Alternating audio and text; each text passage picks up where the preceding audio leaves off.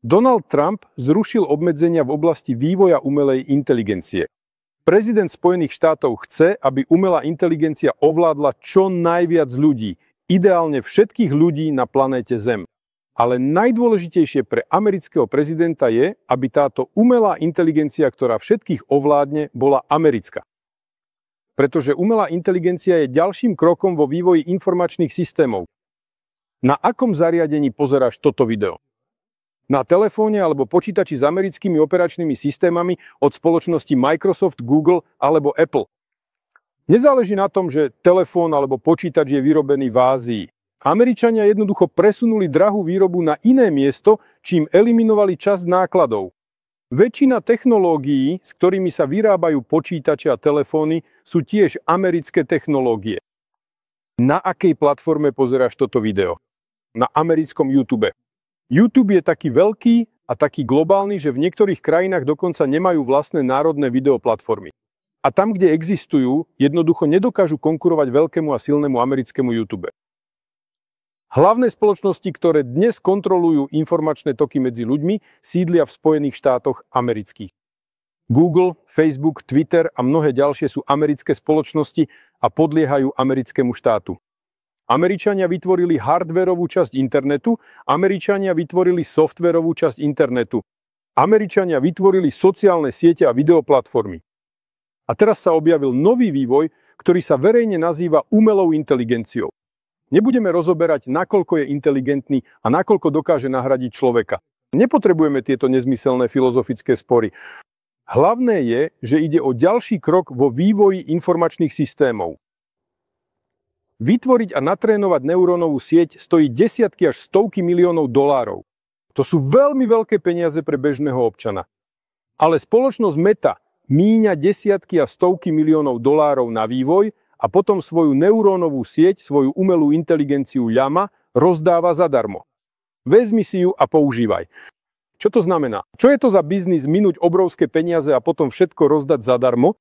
Pretože je to lacné. Jeden strategický bombardér stojí toľko, čo vývoj celej neurónovej siete. Lietadlová loď a atomová ponorka stoja oveľa viac, desiatky miliárd dolárov. A bombardérov, lietadlových lodí, ponoriek, tankov a ďalších zbraní je potrebné naozaj veľmi veľa. Vytvorenie umelej inteligencie je oveľa lacnejšie ako výroba zbraní a udržiavanie armády. A vplyv, ktorý môže mať umelá inteligencia v našom svete, prepojenom internetom, bude oveľa väčší. Metová umelá inteligencia bude fungovať tak, ako si to Američania želajú a každý, kto ju bude používať, bude automaticky nasledovať kurz nastavený Spojenými štátmi americkými. Ak však používate vývoj niekoho iného, automaticky ste závislí od vývojárov. Je to stále jednoduché. Veľké technologické spoločnosti v Európe a Ázii tiež vyrábajú vlastnú umelú inteligenciu. Nechcú byť závislí. Veľké aj stredne veľké štáty si tiež môžu vytvoriť vlastnú umelú inteligenciu. Je to pomerne skromná suma v rámci celkových štátnych výdavkov. Takže dnes prebieha skutočný pretek o to, kto pripojí k svojej umelej inteligencii čo najviac ľudí. Američania zvíťazili v súťaži počítačov a operačných systémov. Američania vyhrali bitku sociálnych sietí.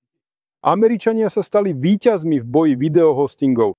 No, samozrejme, Američania chcú vyhrať v boji o umelú inteligenciu. Preto Trump vyčlenil americkým firmám, ktoré vyvíjajú umelú inteligenciu, 100 miliárd dolárov a slúbil, že dá ešte viac. Aby Spojené štáty americké získali vedúce postavenie na novej úrovni rozvoja informačných systémov. Donald Trump je v skutočnosti veľmi dôsledný. Drží kurz na zachovanie a zvýšenie globálnej moci Spojených štátov amerických. Nová úroveň technológií prináša nový boj o líderstvo. Aj keď pre americkú spoločnosť v súvislosti so zrušením týchto obmedzení určite vzniknú nepríjemné dôsledky. Áno, vlastne nielen pre americkú, ale pre akúkoľvek spoločnosť. Určite budú trpieť rozsiahle skupiny obyvateľstva. Umelá inteligencia výrazne zmení existujúce pravidlá. Bude potrebné prerobiť zákony, teda zmeniť systém interakcie medzi ľuďmi, čo vždy vyvoláva nespokojnosť a problémy. Ale taká je premyslená obeť americkej elity. Získajú oveľa viac, než stratia. Zachovajú si globálnu moc v informačných systémoch. Pre takýto cieľ je možné priniesť určité obete. Aj keď v budúcnosti sa americká umelá inteligencia stane nepriateľom americkej elity. Ale to je už ďalšia epizóda, ktorá sa začne približne o 10 rokov. A o nej sa porozprávame neskôr.